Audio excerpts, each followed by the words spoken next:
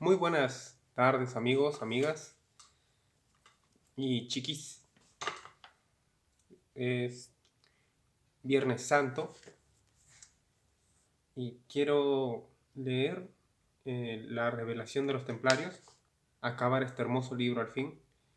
El día de hoy es un día para conmemorar algunas de las acciones más importantes de un hombre muy trascendental en el mundo cristiano y en el mundo en general. Hablo de Jesús. ¿Pueden ver esta imagen de ahí, arriba? Es un cuadrito, es un círculo al que le rezaba mi papá. Es un recuerdo de cristiandad. Estamos en el capítulo 15 y voy a continuar una lectura ya que esta va a ser una publicación posterior a la anterior. Por lo tanto, para encontrar las demás partes del libro, solo tienes que ver en retroceso en una línea recta, una serie de videos que hablan sobre un libro, ¿no?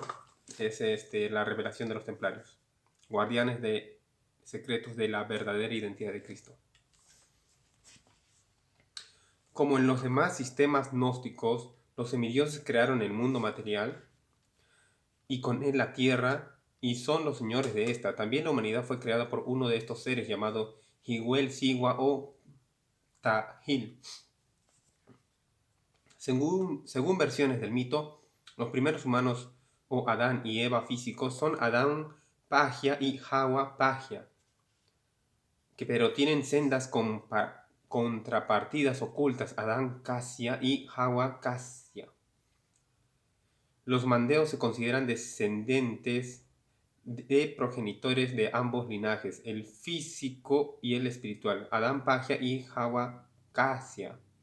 Lo más parecido a un diablo que tiene es la diosa negra Ruja, señora de los reinos de las tinieblas, pero que representa al mismo tiempo el Espíritu Santo. De nuevo hallamos el énfasis característicamente gnóstico en cuanto a la igualdad y oposición entre las fuerzas del bien y del mal, y conceptos como la tierra es como una mujer y el cielo como un hombre, que es quien fecunda la tierra. Otra diosa importante a quien dedican muchas oraciones los libros mandeos es Libat, que ha sido identificada como Ishtar. Para los mandeos el celibato es pecado. Los hombres que mueren solteros quedan condenados a reencarnarse, pero fuera de esto los mandeos no creen en el ciclo de la metempsicosis. Con la muerte, el alma retorna a los dominios de la luz, de donde vinieron antaño los mandeos, y se les facilita el camino con muchas oraciones y ceremonias, gran número de las cuales derivan evidentemente de los antiguos ritos funerarios egipcios. La religión informa todos los aspectos de la vida cotidiana de los mandeos, pero el sacramento clave es el bautismo, el cual interviene hasta en las ceremonias nupciales y los entierros. Los bautismos mandeos se celebran por inmersión completa en las albercas especiales comunicadas con un río el cual recibe siempre el nombre del Jordán. También forma parte de todo ritual una complicada serie de apretones de manos entre el sacerdote y los que van a ser bautizados.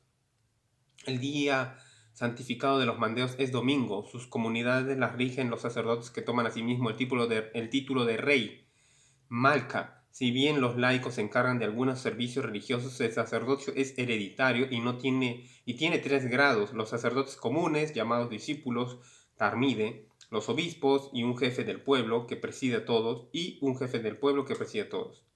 Pero hace más de un siglo que no se halla a nadie digno de revestir este cargo. Los mandeos aseguran haber existido desde mucho antes que el Bautista, a quien miran como un gran líder de su secta, pero nada más. Dicen que salieron de Palestina en el siglo I y que eran oriundos de la región montañosa llamada el Tuya de Madai, no identificada todavía por los estudiosos. En el siglo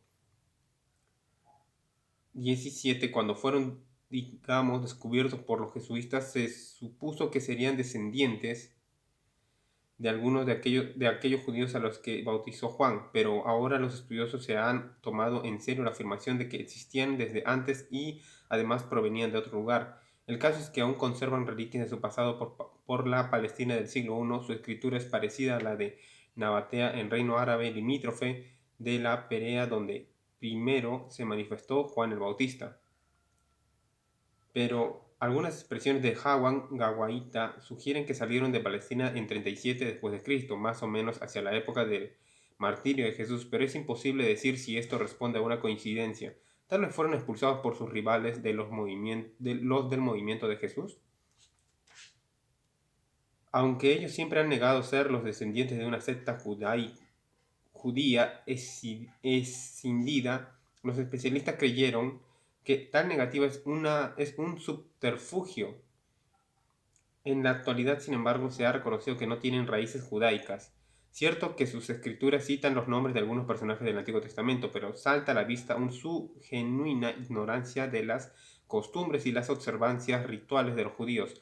Los hombres, por ejemplo, no se circuncidan y su sabbat no es el sábado, todo lo cual indica que en algún tiempo fueron vecinos de los judíos, pero sin llegar a fundirse nunca con estos. Un detalle de los mandeos que siempre extraña a los estudiosos es su insistencia en que ellos provenían originariamente de Egipto. De hecho, y acudiendo a las palabras de la provincia, Lady Drower se consideraban en ciertos aspectos como correligionarios de los antiguos egipcios, y también uno de sus textos dice que el pueblo de Egipto era de la nuestra religión. Fue en la misteriosa región montañosa del Turat Madai que ellos citan como su patria verdadera, donde surgió su religión, entre gentes según afirman que habían venido de Egipto.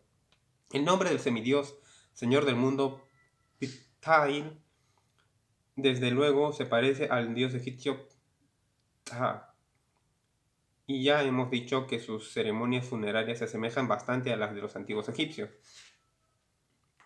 Cuando huyeron de Palestina, los mandeos vivieron en tierras de partos, en la Persia de los sasánidas, y también se establecieron en la ciudad Harrán, lo cual, como luego veremos, tiene cierta trascendencia para esta investigación. Los mandeos nunca afirmaron que Juan el Bautista hubiese sido su fundador ni el inventor del bautismo, ni tiene para ellos otra consideración sino la de un gran dirigente de su secta, o mejor dicho, el mayor, un Nazurai o adepto. Aseguran que Jesús también era Nazurai, pero después se convirtió en un rebelde herético que descarrió a los hombres y traicionó las doctrinas secretas.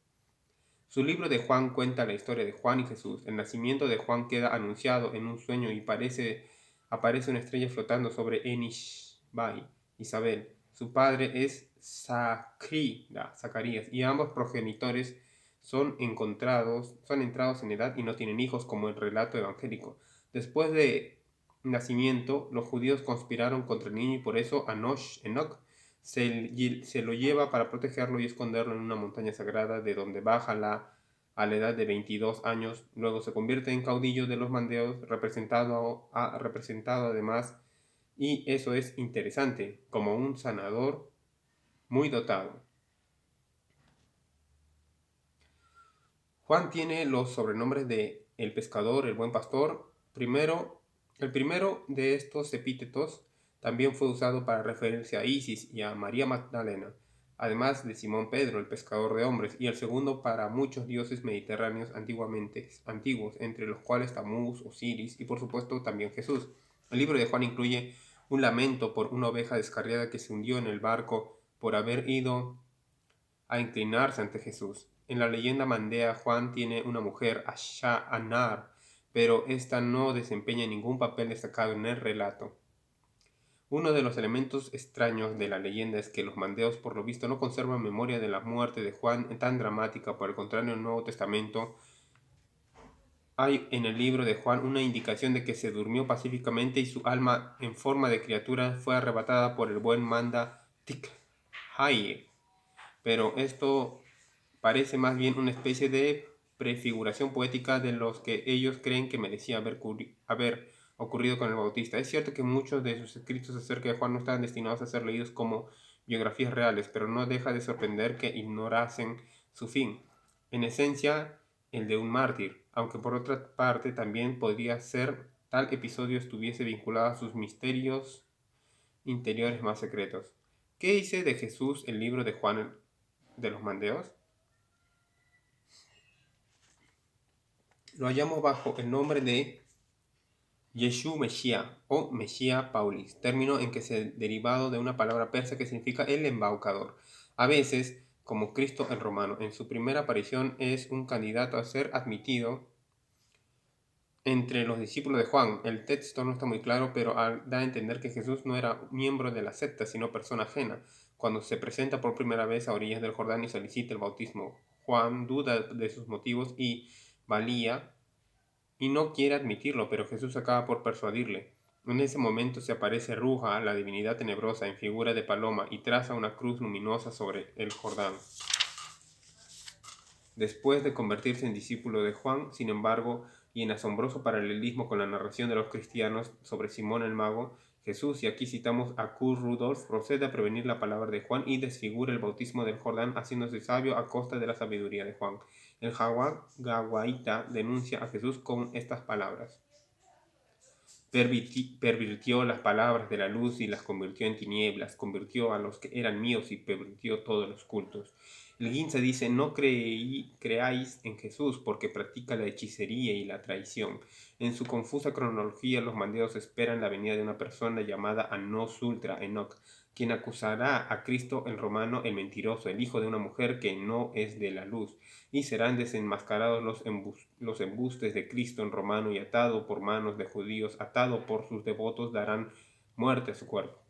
La secta tiene una leyenda acerca de una mujer llamada Miriam o María, que huye con su amante y cuya familia la busca desesperadamente, aunque no sin decir lo que piensen de ella, llamándola en lenguaje subido de color en celo.